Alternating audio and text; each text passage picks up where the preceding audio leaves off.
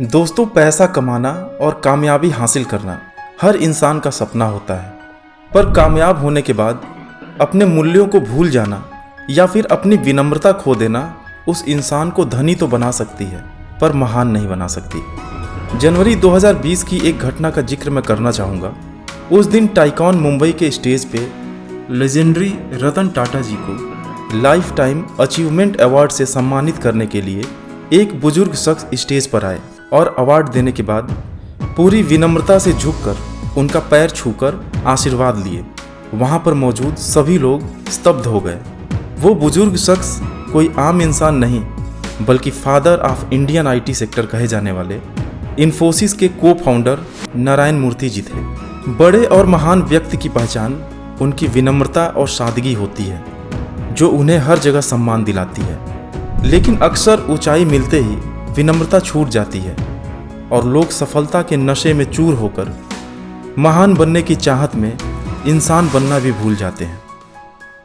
नारायण मूर्ति जी ने हमेशा luxurious life की अपेक्षा एक सिंपल लाइफ जीना पसंद किया है और कभी भी अपने पैसे, सक्सेस या शोहरत का दिखावा नहीं किया है।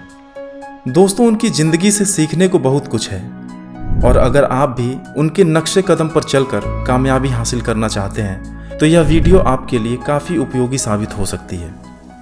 मूर्ति का जन्म कर्नाटक के छोटे से गांव में एक मध्यम वर्गीय परिवार में हुआ था और वो अपने माता पिता और 8 भाई बहनों के साथ एक छोटे से मकान में रहते थे।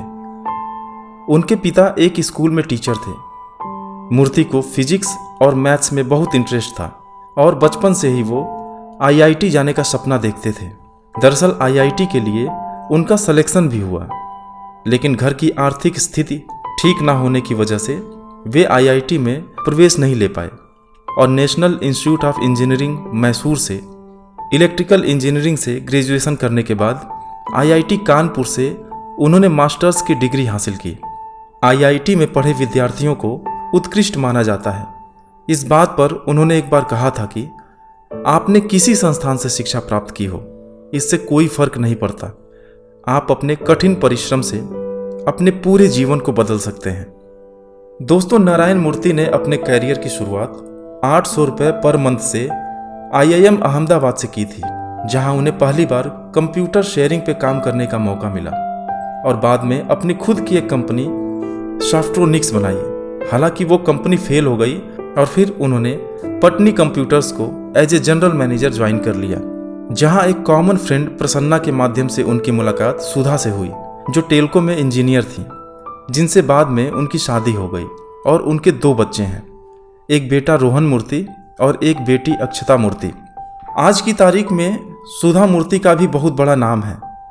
वो इन्फोसिस फाउंडेशन की चेयरपर्सन होने के साथ ही एक अच्छी राइटर है और यही नहीं, आज नारायण मूर्ति सफलता के जिस मुकाम पर हैं उसमें सुधा मूर्ति का बहुत बड़ा योगदान है। 80 के दशक में अपने देश में कंप्यूटर और आईटी का कोई स्कोप नहीं था और सारे ब्रिलियंट इंजीनियर्स अमेरिका जा रहे थे। अपने देश में लाइसेंस राज था, यानी कि कोई भी नया बिजनेस शुरू करने में बहुत सी मुश्किलें थी। लेकिन मूर्ति तो अपने देश को आईटी हब बनाने का सपना लेकर आगे बढ़ रहे थे। अपने 6 दोस्तों के साथ मिलकर 10,000 रुपये की रकम के साथ मूर्ति ने सन 1981 में इन्फोसिस की शुरुआत की और उनके हिस्से के पैसे उनकी पत्नी सुधा ने अपने बचत के पैसों से दिया। आखिरकार सभी साथियों की कड़ी मेहनत रंग लाई और सन 1991 में इन्फोसिस पब्लिक लिमिटेड कंपनी में तब्दील हुई। सन 1999 में इन्फोसिस ने कंपनी शेयर्स को यूएस के नैस्डैक में लिस्ट करा के इतिहास रच दिया और इन्फोसिस ऐसा कर दिखाने वाली पहली भारतीय कंपनी थी। नारायण मूर्ति 1981 से सन 2002 तक कंपनी के सीईओ रहे और उसके बाद उन्होंने कमान अपने साथी नंदन नीलकनी को थमा दिया। लेकिन फिर भी इन्फोसिस कंपनी के साथ वे मार्गदर्शक के तौर पर जुड़े रहे। नारायण मूर्ति ने दुनिया को दिखा दिया कि यदि आप में विश्वास है, कुछ कर गुजरने की क्षमता है, तो सफलता हमेशा आपके कदम चूमेगी। उन्होंने अपनी प्रतिभा और मेहनत की बदौलत अपनी कंपनी इन्फोसिस को उन गिनी चुनी कंपनियों के समकक्ष खड़ा कर दिया है जिनके बारे में सोचने के लिए भी लोग जिंदगी गुजार देते हैं। इन्फोसिस की वजह से ही दुनिया में हमारे सॉफ्टवेयर प्रोफेशनल्स की इतनी इज्जत है और हमारे देश का आईटी के फील्ड में बहुत नाम है। दोस्तों, नारायण मूर्ति HSBC, DBS bank, Unilever, ICICI और NDTV के बोर्ड ऑफ डायरेक्टर्स में भी शामिल रह चुके हैं और सन 1996 में समाज के कमजोर वर्ग के समर्थन के लिए इन्फोसिस फाउंडेशन का गठन किया, जिसका मकसद शिक्षा, ग्रामीण विकास, स्वास्थ्य, कला और संस्कृति और बेसहारा लोगों की देखभाल करना है। इन्फोसिस फाउंडेशन का काम उनकी पत्नी सुधा मूर्ति देखती हैं। नारायण मूर्ति के बेहतरीन कामों को देखते हुए भारत सरकार द्वारा सन 2000 में पद्मश्री और सन 2008 में पद्म विभूषण से नवाजा गया। आइए अब नारायण मूर्ति की जिंदगी के उन 2 घटनाओं के बारे में जानते हैं जो टर्निंग पॉइंट साबित हुए और उन्हें अपने लक्ष्य की तरफ आगे बढ़ने के लिए इंस्पायर किए।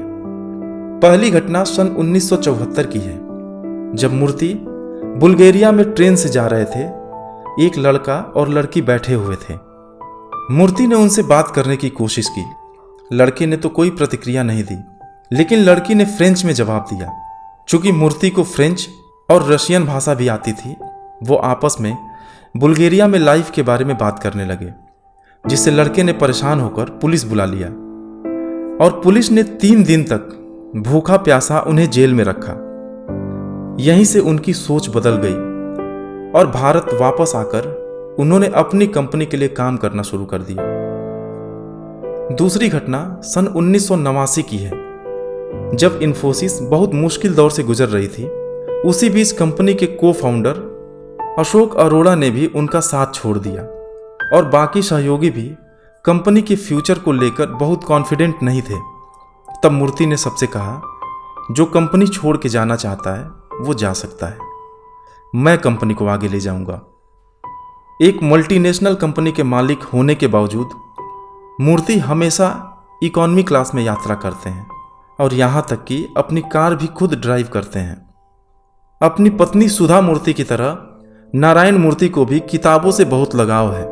द रिपब्लिक, ब्लैक स्किन आदि उनकी कुछ पसंदीदा किताबों में शामिल हैं। यही नहीं, उन्होंने कुछ किताबें भी लिखी हैं, जिसमें उनकी किताब a better India a better world best seller है। और जाते जाते नारायण मूर्ति जी की 5 कमाल की बातें। पहली बात, प्रदर्शन से पहचान बनती है, पहचान से सम्मान आता है, सम्मान शक्ति को बढ़ाता है, शक्ति के मिलने पर विनम्रता और अनुग्रह का भाव रखना एक संगठन की गरिमा को बढ़ाता है। दूसरी बात, जीवन का दूसरा नाम ही रिस्क लेना है। एक जहाज बंदरगाह पर सबसे सुरक्षित होता है, लेकिन ये वो जगह नहीं है जिसके लिए ये बनाया जाता है। तीसरी बात, अपने काम से प्यार करो, जिस कंपनी में काम में हो उससे नहीं, क्योंकि क्या पता कब वो कंपनी आपसे प्यार करना बंद कर दे। चौथी बात, अच्छी तरह से किया गया काम भी मेरे लिए देशभक्ति है।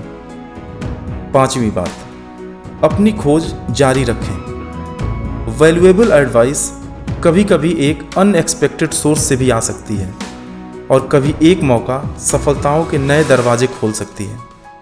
दोस्तों, आज के वीडियो में बस इतना ही। Thanks for watching.